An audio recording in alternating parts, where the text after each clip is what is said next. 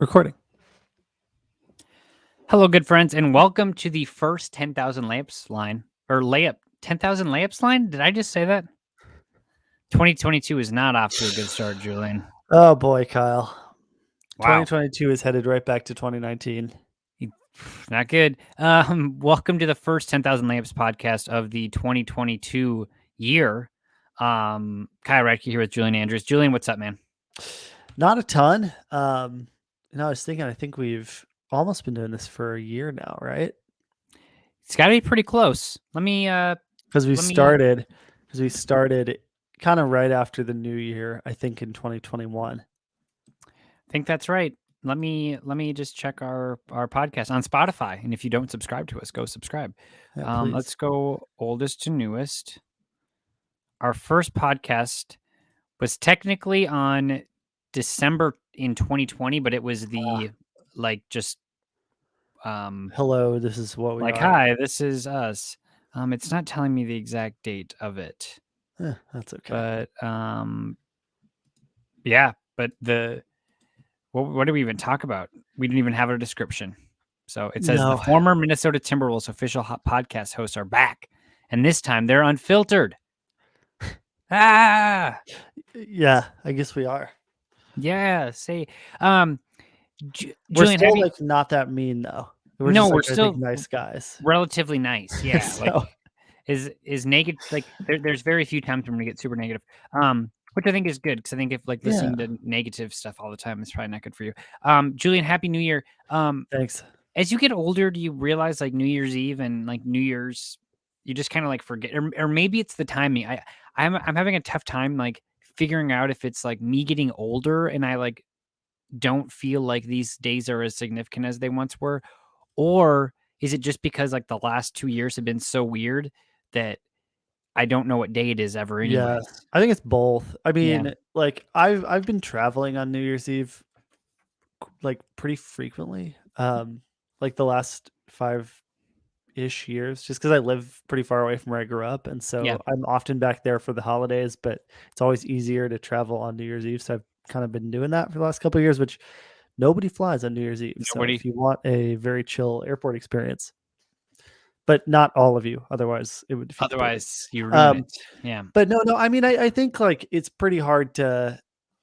It's just not as fun to do big things for me, at least anymore. Yeah. Just because of COVID, and that's always kind of in the back of my mind is is this safe? Is this gonna, am I gonna get COVID again? Am I gonna give somebody, so that's not good. And so I think that kind of reduces my impulse to go out and do crazy stuff. But I mean, part of it's probably getting older. I don't know. You're in your 30s, right? Yeah, 31. So yep, 31. Julian, thanks for reminding me. I like to bring that up. Yeah, no. We were at a wedding on New Year's Eve, and it was pretty safe. Everybody had to test negative and be vaccinated before. Our 1 year of being engaged is actually on New Year's Day. Nice. So that's when I said those days aren't significant to me, I lied. They're very significant to me, but not for the reason they're significant for everyone else. Exactly. Yeah. Well, I mean, unless similar to Halloween, your engagement, which is awesome if they are. Yeah, it's true. It's similar to Halloween. When I see, I think when I'm an adult and my kids experience in Halloween, I'll appreciate that. But now that I'm in my 30s, I don't really I'm not gonna go. You're not going trick or treating anymore. I dressed up as Spider-Man this year, I guess. The suit I got was a little bit tight.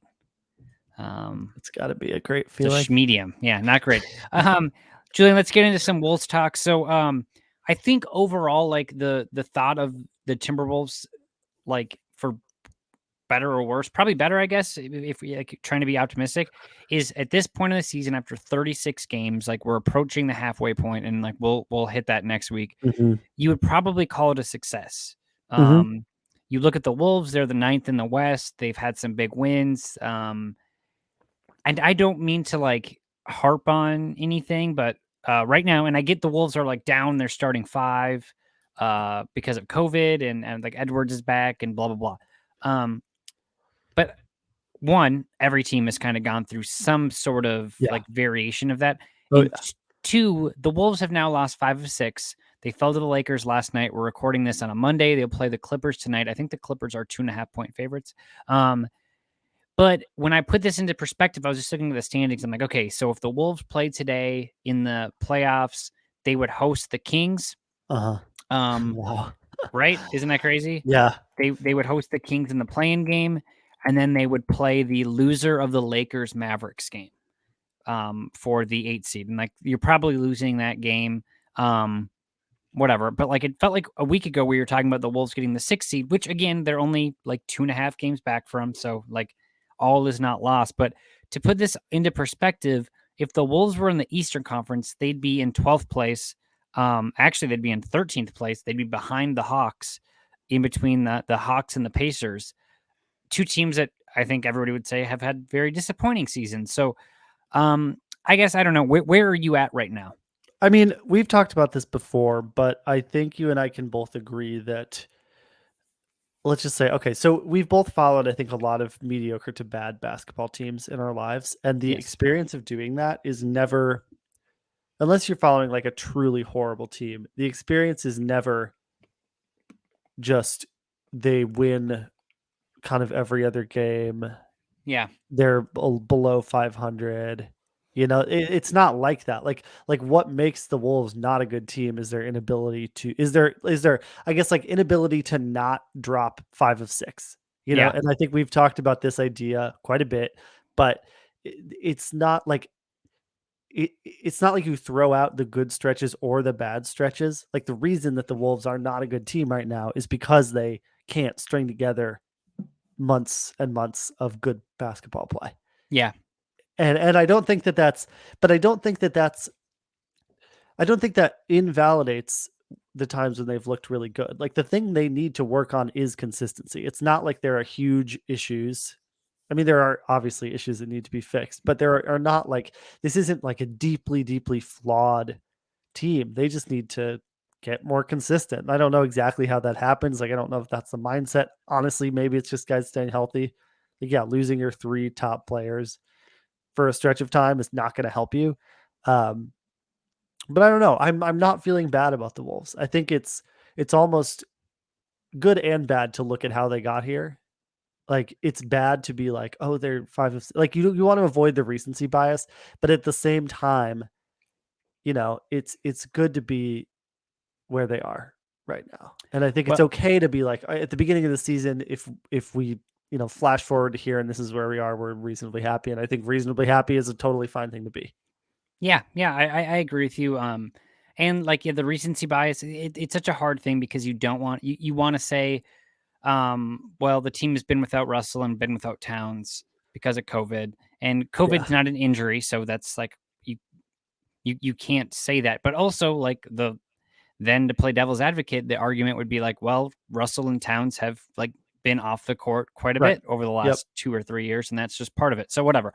But I'm glad you said consistent because there's a quote that I found interesting, not interesting, probably telling and like pretty predictable from Chris Finch via The Athletic. This is on Sunday night after the Lakers lost. So he says, we've just got to try to find some consistent effort. Jaden plays well the other night. Doesn't really have a great game tonight. Nas doesn't really play well the other night, plays well tonight. B shot the ball well the other night, doesn't shoot the ball well tonight. Ant was good the other night, not so good tonight. We can't have that type of consistency no matter where you're in the rotation or what you have.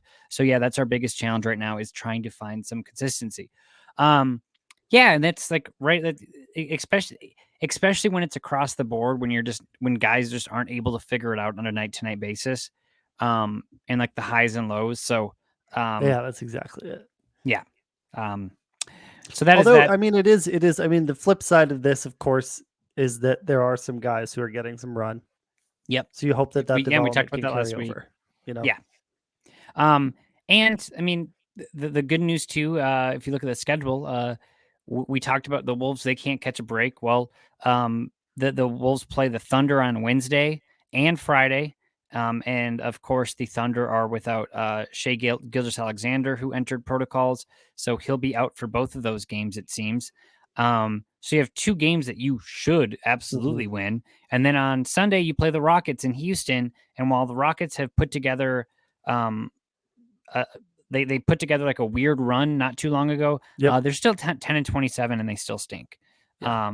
They won, I think, 7 in a row, and since they won 7 in a row, they are 2-11. So Wolves should definitely be able to win 3 in a row. Especially it seems like Towns and Russell could be back as soon as Wednesday from COVID protocols, and obviously you don't know how they're going to look, but Got to get all 3 here though. You got to get all 3. You really do, because then even if you lose Monday night's game, which is tonight, you're 16-21, but then you fight back and you're 19-21. And I know that's like we again.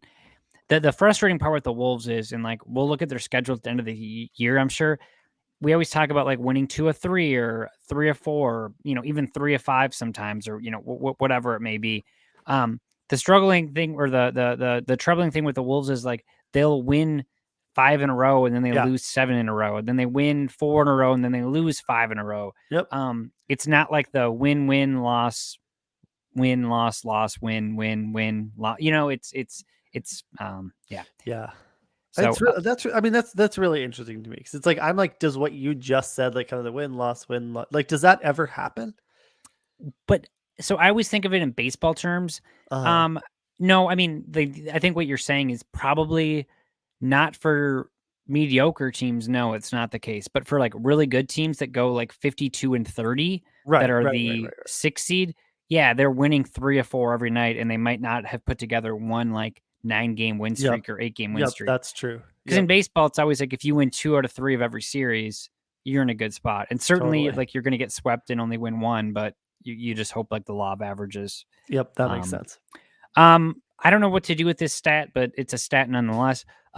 Anthony Edwards on New Year's Eve registered 500 rebounds, and he scored his 2,000th point on December 15th.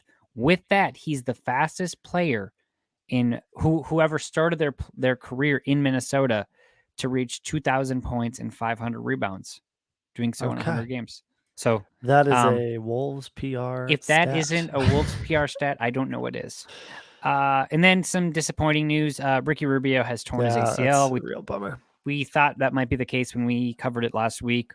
Rubio's having a really, really strong year with Cleveland, but they've already traded for Rajon Rondo. Yep.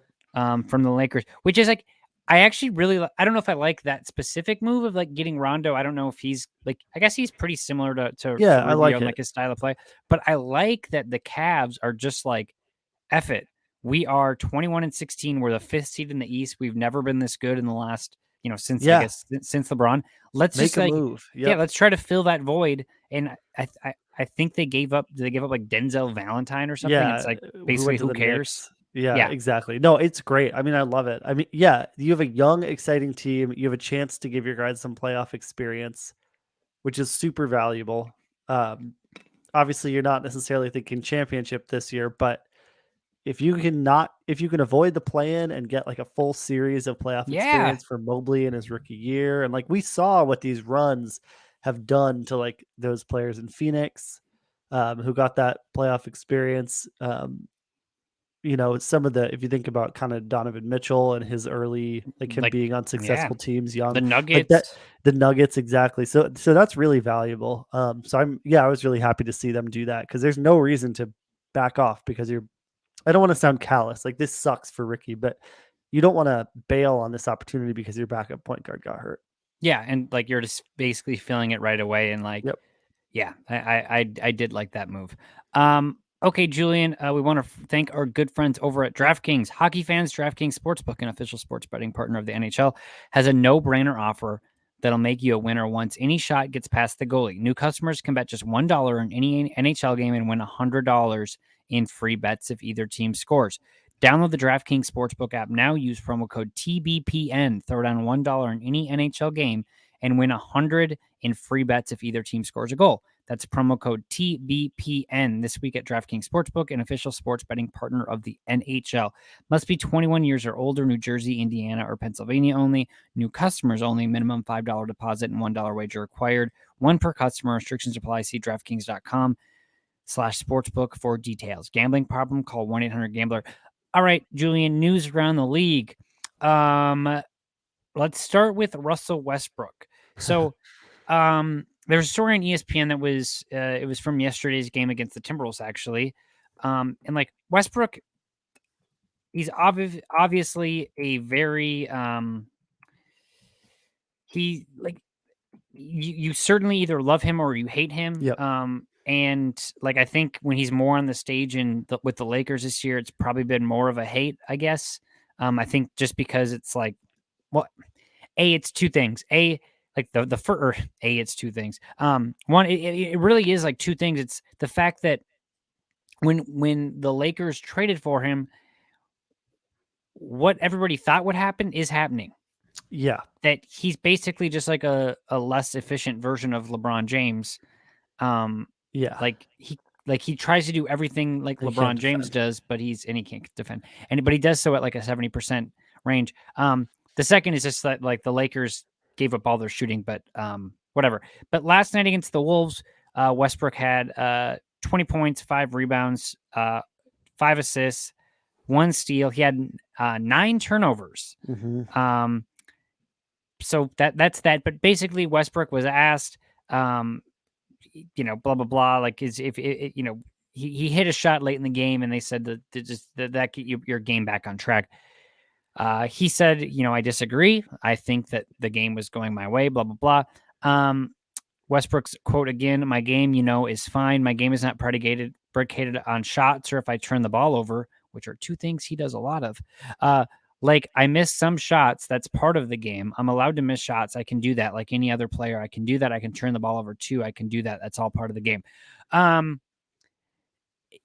Yeah, like Yeah. it's an interesting quote because It like is really interesting. he talks about his game is not predicated on shots and that he can turn the ball over because that's what a lot of people do. But this is a guy that is, he's attempting. Let's see how many shots per game he is attempting.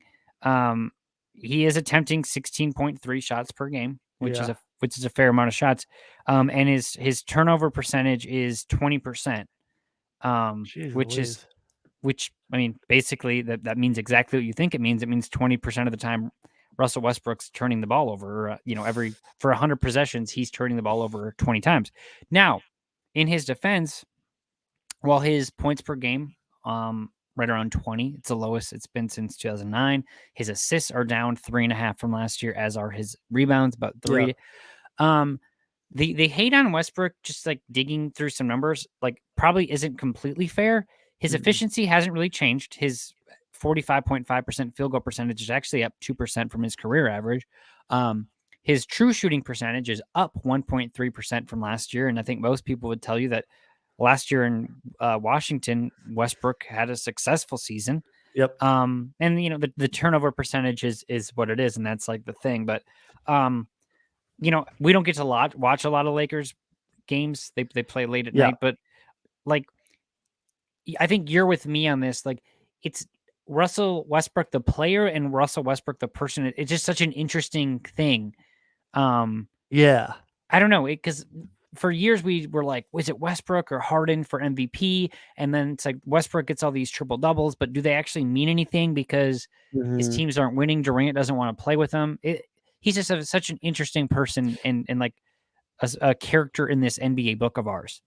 Well, I think that quote is really interesting, because he's basically saying, like, I'm allowed to do these things. Like, there's a couple ways to read it. The first is that he's saying, I can still affect the game if I'm not scoring, which, I mean, yes, he's a good rebounder for a guard. He is he can create opportunities for his teammates. Like, he's a good passer. I think there's like debate about whether or not when he's doing those things, those really help his team win games. But I don't really feel informed enough to come down on either side of that argument, other than a team with Russ as the best player has like never been good. Yeah. But I think the more interesting angle of this is that he's kind of right? Like he is allowed to do all this stuff. Like he's had a long NBA career with multiple teams signing him and expressing interest in him and bringing him in fully knowing that he's not going to shoot efficiently. Like when you're signing Russ, you are not signing an efficient player. Yeah. And so he's correct that this is his game. And it's kind of interesting to hear him, if you interpret the quote like that, kind of owning that and being like, yeah, like I'm not gonna be something that I'm not. Yeah. Like this is the player that I am, and I am allowed to miss shots because teams make the calculation that these nights when I go, 9 for what did he go, or 5 for 20 or whatever Yeah. it was, like those nights are worth the nights when he Goes scores 11 50, for 11 for you know? 15, and yeah. Yeah, so I mean, it's just interesting because I mean, he's a very smart guy. He is like definitely there's no way that Russ doesn't hear and understand these critiques of his game, but I just feel like he's decided that he kind of is who he is, and like maybe that's to his detriment. Like we saw that with, for instance, Carmelo. That did not work out when he kind of took that attitude. But Russ, to his credit, has stayed kind of, a high profile player in the league. So you can't really argue with him. I don't know. Yeah. It's interesting. Yeah, because he's for sure going to have a moment in the playoffs, probably, where he has 30 points, 15 For rebounds, and sure. 12 assists, right? Yeah, I would be And you're going to shocked be if he like, doesn't. oh, yeah, like that's Russell Westbrook. I'm an idiot. But then the next game, he's going to airball 3 shots Right. that he pulls up from the free throw line, and you're going to go, what? Exactly. So just some more context on that turnover percentage. Other players in the top 10 include Draymond Green. He's Yeah. first, 30.9%. Kyle Lowry, 20.3. Then you have Steven Adams, James Harden, Cade Cunningham, Darius Garland, Josh Giddey, Killian Hayes, Jared Vanderbilt, other guys. Number 12 is Lonzo Ball. But it should be worth noting that Westbrook's 28.1 usage rate is the highest of Right. anyone Right. in the top 17. That's the kicker. And number 17 is Luka Doncic. And his turnover percentage is about 3 percentage points smaller than Westbrook. So yeah, I mean, I just think it's an interesting dialogue that like when Russell Westbrook is playing 20 plus minutes a game, we're always going to have stuff to talk about with him because yeah, totally. That's just yeah, how it is. Absolutely. Speaking of Luka Doncic, our guy Luka, he's been out for 23 days. My guy Luka. He's been out for 23 days with an ankle injury first, and then he tested positive for COVID. Luka was fine in his return on Sunday night. The Mavericks beat the Thunder in a much needed win for a team that is now 18-18, eighth in the West. He finished with 14 points, 10 assists, 9 rebounds. This quote now, right away, I was alarmed by it, but then I forgot he had COVID because you never know how these guys are going to bounce back because like the narrative of Luka not being in good shape is very real. If you watch the game, like watch any games, he looks not very good. But Luka said, it was hard. The last time I did 5-on-5 was like 4 weeks ago. Weird feeling, but I'm really happy to be back. My chest was burning. I think slowly it's going to come back. When I shot, the feeling was weird. I didn't know if it was going to go in or out. There was one shot that feels amazing. I said, it's great and it's going to go in, and it was an air ball. Yeah, I mean, I guess we could turn this into like Luka needs to get in shape, but like, or I kind of want to talk about like these guys coming back from not doing anything for 10 days and like maybe being really sick. Yeah. And like, we're like, hey, why don't they seem normal? And it's like, oh yeah, because they had COVID. They just had like, COVID. Right. Yeah. I don't know. I mean, people, yeah, everybody's getting affected by it. Like you had COVID, you probably couldn't play in an NBA game like no 10 days after that. Probably I not mean, a month after. Yeah. I same. So I don't know. It's to be fair, I could never play in an NBA game, but it's it takes it out of you. So it's yeah, we should give these guys a little time. And also we give them time, but also I think if this is a conversation for like a whole different thing, and like obviously this podcast probably isn't the right one for it, but of like guys trying to like figure out their true potential, and these guys early in their career that aren't in great shape, and it's like pretty noticeable. Yeah. I don't know. I just it's just I don't know. interesting. Yeah. Do you see kind of Harden vibes with Luka? Maybe Harden. I was gonna say more of like it reminds me more of like the like Steve Nash and Dirk Nowitzki, mostly just because it's like Dallas. But I remember like they talked about like how they would go out and party all the time. Yeah. And then it was like in their, kind of like the middle of their career that they kind of figured out like, oh shit, like neither of those players I don't think is like could transform the game like Luka can. And they're obviously like top 20 guys. So I don't I know. think Luka's ceiling is just really, really high. And yes, like maybe Harden vibes, but it feels like Luka actually does care more than Harden does. Where Yeah. like Harden goes through these like weird pockets where like I don't really think he cares about like legacy or any of that stuff. Where I think Luka Yeah. really, really does. I don't know, man. Yeah. Yeah, I think I'm like higher on Harden in general than you are and a little lower on Lucas. This is an interesting conversation, but Yeah, maybe it should be its own podcast. yeah. That's the whole I podcast is just that. Yeah, I don't know. There are times when I'm kind of like, what has Luca really done? Yeah, And well, I and know that's he's young in his career, but I don't yeah. know. No, I I guess well now's the time, right? Like the Mavs are in kind of deep shit, and he has to come back. And if he can ride to the rescue, then that's you well, know and we'll sour on him very quickly if in 3 years the Mavericks haven't made a Western Conference exactly. Yep. Finals and he's 25 and it's like, okay, what is hmm he, right? hmm Um, okay, And final. big question: will he be somebody that NBA media says, "Man, he needs a supporting cast," or will he be one of the people that NBA media says, "Oh, he's not good enough to be the best guy"? Yeah, and then all of a sudden, like, is there a super team in Dallas? Oh, Um, yeah, it's because there's interesting. only two ways that conversation can go. Yeah, well, I mean, this is like a lot in the sports card world. We see this is where these young guys like are fun and energetic and blah blah blah. Like Ja hmm Morant's kind of right there right now. Um, but if suddenly you don't win or do anything for 3 4 years, your card values just kind of tank. Um, so it's Yeah. like I'm not saying that like in card values I don't really care for this conversation, but I think that does portray what the overall Oh perception yeah. of you is as a player. Absolutely. Okay, final story. We talked about the Rockets before. It's a mess in Houston. Houston Rockets point guard Kevin Porter Jr. Did not leave the court. I think this is on Saturday night. After a halftime argument, seemingly it looks like just from the some of the ESPN reports, Porter was upset with John Lucas, who is the father of John Lucas III that played for the Timberwolves. Oh, He nice. challenged him, revisiting an issue that led Porter to lose his composure on the bench during the first half. Uh, Obviously, we don't know what any of this was about, but the team was down by 22 at half. It sounded like Christian Wood also got into a heated argument. The two players have been suspended for a game. Now, that's not really the story. Certainly, you don't want like your players to get in a fight with with Right. an assistant coach and then suspension. The story here is that um, Kevin Porter Jr. was traded to the Rockets last January. This is after the Cavs basically were like, okay, like this guy has attitude issues we can't deal with.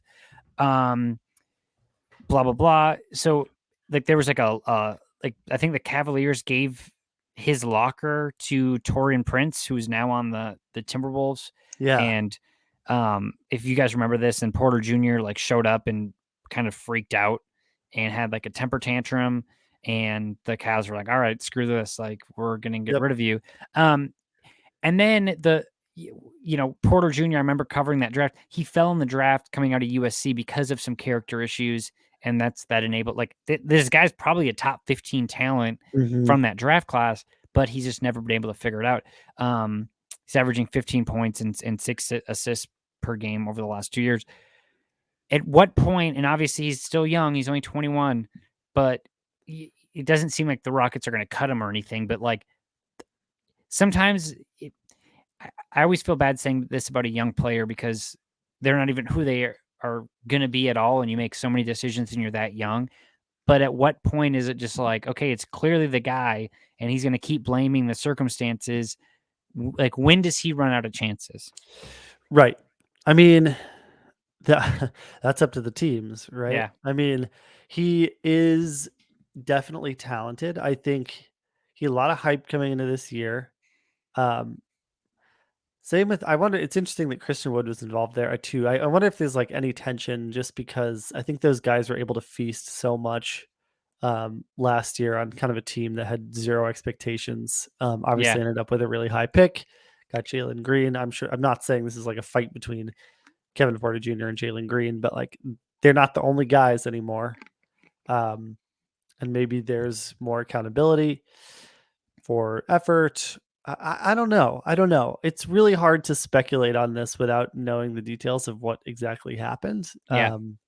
But at the same time, like there are a lot of stories of guys in the NBA who are really talented, but like didn't have the mindset to make it work. And it takes a really unique mindset to be able to succeed in the NBA outside of, I think it's like outside of just like getting labeled as having like an attitude problem. Like it's really hard to commit the effort consistently to stay relevant in this competitive of a sports league. And some people just like when they do that when they're in their early 20s just don't have that. And maybe that's the case for Kevin Porter Jr. I'm not saying you can't build that because I definitely think you grow up, you go through experiences, you get better. So I'm not ruling him out, but there's just teams have no incentive to take lots of chances on guys who, you know, might not give their all or might create difficulties in the locker room because there's just, as we talked about the other week, there's just not that much of a gap between a lot of the players in the NBA. And so the question is, does the difference in talent that he has justify keeping him around as opposed to a guy who might be a little less talented, but who's like a great teammate and a great locker room presence and works really hard, and I think most teams will make the decision that no. Yeah. So he definitely has to pull it together. I agree. Especially, I think it's hard too when you do this thing where you're trying to figure out as a young team like what pieces fit and what pieces don't.